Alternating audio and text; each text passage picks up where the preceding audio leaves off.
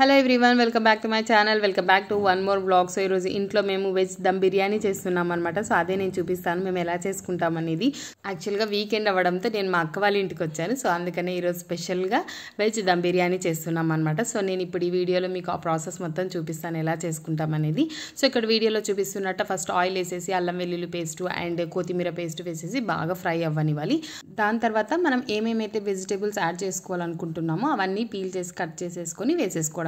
So మేమైతే ఇక్కడ add చేసుకున్న వెజిటేబుల్స్ వచ్చేసి క్యారెట్, ఆలు, పచ్చి బఠానీలు అండ్ బీన్స్ అనమాట. సో ఫస్ట్ వీటన్నిటిని కొంచెం ఆయిల్లో ఫ్రై అవ్వనివ్వాలి. దాని తర్వాత కారం పొడి వేసి బాగా మిక్స్ చేయాలి. సో ఇది అడుగంటుకునే ఛాన్స్ ఉంటుంది కాబట్టి అప్పుడప్పుడు మనం గరిటతో మిక్స్ చేస్తూ ఉండాలి. దాని తర్వాత ఒక table spoon of ghee, so ఇది హోమ్ మేడ్ గీ అనమాట. సో దాని తర్వాత మనం క్యాష్యూస్ అండ్ సాల్ట్ వేసేసి బాగా మిక్స్ చేసుకోవాలి.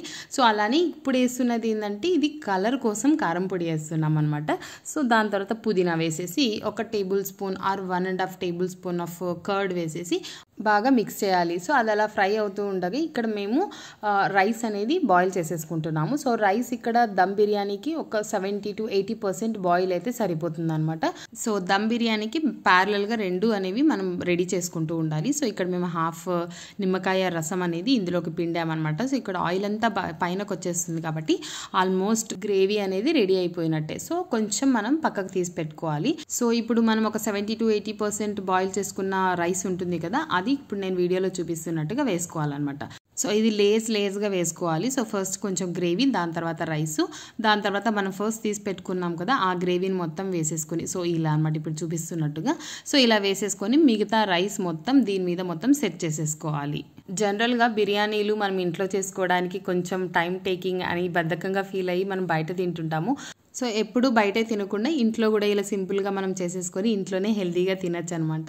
సో ఫైనల్గా కొంచెం పుదీనా అండ్ నెయ్యి వేసేసి మనం లిడ్ పెట్టేసుకొని దీన్ని ఒక పెనం పెట్టి దాని మీద ఒక 10 minutes బాయిల్ చేసుకుంటే, సిమ్లో పెట్టేసి బాయిల్ చేసుకుంటే దమ్ బిర్యానీ రెడీ అయిపోతుంది. The best combination for biryanis వచ్చేసి రైతా కాబట్టి మేమైతే ఇక్కడ రైతా కూడా ప్రిపేర్ చేసేసుకుంటాము. ఆనియన్, పచ్చిమిర్చి, కొత్తిమీర అండ్ కీరా, సాల్ట్ వేసేసి.